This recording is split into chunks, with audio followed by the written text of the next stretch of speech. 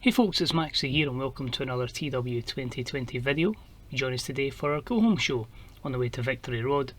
So we'll hopefully conclude off today's card for the event. What I think we'll do as well is there'll be some matches that we'll leave open, and I feel that's because of the nature of the gap between the last taping and the pay-per-view. There is always the possibility that people can be drafted in through alliance loans and of course other general stuff. They could become free agents. So without further ado, let's crack on to the show and let's see how it goes down. So we end up with a total of 569 people at the last batch of tapings. We start the show with your matchmaker, commissioner, GM, whatever you want to call him, Kurt Angle, in the ring for the contract signing for the Impact World Championship. Banned from ringside, the rest of Violent by Design, so Eric Young's on his lonesome. Of course, both guys sign the contracts, say a few words. Zach's always ready.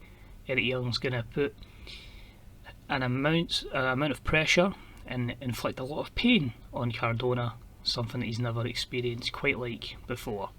Cardona talks about being thrown off the stage in a wheelchair and various other things.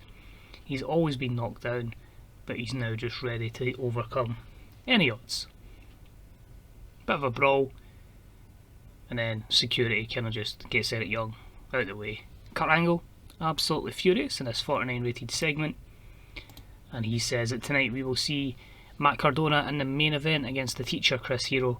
And we'll also see Crazy Steve take on Eric Young. So both guys will be in matches tonight. That was at 52. So the promos have not been great so far. Our first bit of action was decent, and it saw Pentagon Jr. defeat Hernandez in 8:26 with a top rope styles clash.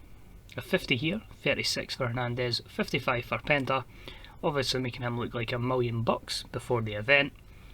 And after the matchup we have a beatdown. Now the initial angle was actually for Penta to put Hernandez through a table, obviously to symbolise the fact that we're going to be in Monsters Ball and there's weapons, but the TV networks declared that as too risky, so I had to go with a standard attack. But Penta hyping up the carnage that's going to ensue in a few weeks' time. With a decent matchup, and it was the X Division champion Leo Rush defeat John Silver in 11:08 with the Rush Hour. This was a non-title match. Silver with a good showing in this 53, 59 plays a 40. Not too sure what I'm going to do with Leo at the pay-per-view, admittedly. I might do some sort of like open challenge, like 6 guys in it. But we'll see how it goes from there. But at the moment, he doesn't have a matchup for the event. We had that for a previously mentioned match between Crazy Steve and Eric Young. Decent matchup. Eric Young obviously picks up the win in 8:07 with a spike pile driver. A 48 here, the 33 from Crazy Steve, 55 from Eric Young, as Eric looks to become the next Impact World Champion. This leads to Kurt Angle giving us our best segment of the night, which is a 65, putting less pressure on that main event. But he says that Eric Young and the rest of Violent by Design have been banned from the arena, and if any of them appear, Eric Young will be stripped of that title match at Victory Road. So it's to give a one-on-one fair fight between Cardona and Hero, with Violent by Design having to leave the premises. Next up was a decent matchup in the Knockouts division, with Thunder Rosa defeat Rachel Ellering in 7:59 with the reverse DDT, a 42. Simple, effective showcase for Rachel, and Thunder Rosa gains all the momentum going in to Victory Road. So let's sell that promo from Tenille. She says that she's never been Women's Champion before. This is her time, it's all about her. This is her moment. She's going to win that Knockouts Championship at Victory Road. Simple, effective, Dashwood versus Thunder Rosa, 46.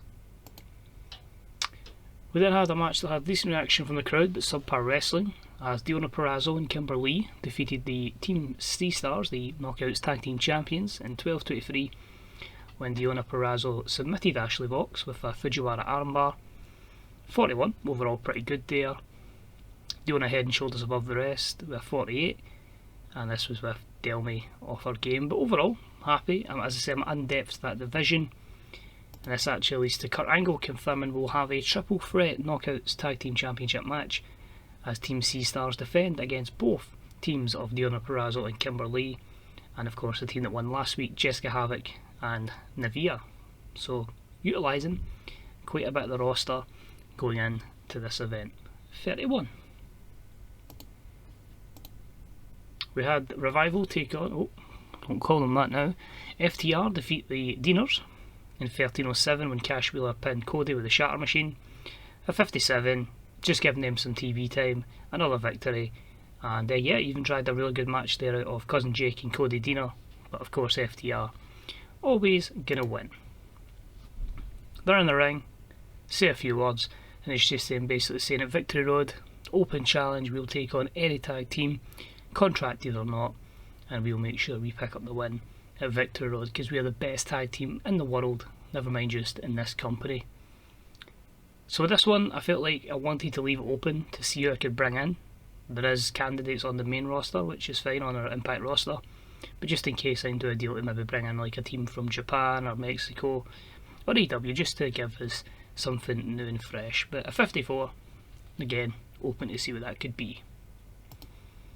Chris Hero gives Matt Cardona a few tips on how to wrestle. He says, well, look at his previous victories, how he could have stopped wasting time and pandering to the crowd. If he was a true wrestling artist, he wouldn't need to do that.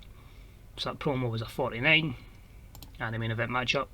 Good match. Cardona picks up the win over Chris Hero in 13:53 with the Rough Rider. 56. Both performances 56. So Hero's obviously the more gifted athlete, or wrestler I should say in this instance. The athlete's probably Cardona, I'd imagine. Cardona has the better popularity, so again balances itself out. 56 across the board, but your champion wins. Momentum going into the pay-per-view. We can see there overall a 54 and a very balanced show again. So before we go to the main screen, I just want to run through the card that I've got in front of me. So you will see, we'll go top to bottom, we'll have Pedion Jr., Phoenix, Darby Allin, Sami Callihan and Monster Ball. We'll have Eric Young versus Matt Cardona for the World Championship. Thunder Rosa versus Tenille. We'll have Diona Perazzo, Kimberly versus Team C Stars versus Havoc and Navia. An FTR Open Challenge. We'll also see Chad Bates take on Ace Austin again. We will have the Good Brothers in that other matchup against Ken Shamrock and Joe Doring. I think that's it. I hope I haven't forgot a matchup. It's difficult trying to book week, but if I was booking week by week, everything would be on this show, but because I have to rotate, there might have been something missed out there, but I'm sure that's the card off the top of my head. Obviously, the event doesn't happen until Friday, week 4 June, so plenty of time to bring people in.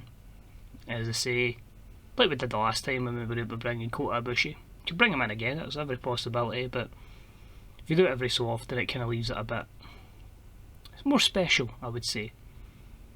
I might even add in, to the Knockouts tag match, we might bring in the two Joshies just to give them the spotlight. Right, let's have a look at then the events. Well, we've done all those 4 shows, we had a lot of stuff happening. We had Takagi in the DDT Hall of Fame with Miko Satomura with a broken toe. With all our tapings, Aries is retiring. Dragon Lee's back 100%. Mike Bailey caught cheating on Vader Scott. He was with Katie Harvey. I don't know if that's a real person or a new gen. And the only news we did have was basically Ken Shamrock moaning about Tasha Steelz, which I checked at week 1. But overall, 44-47, that's good. Still a long way to go to the 59.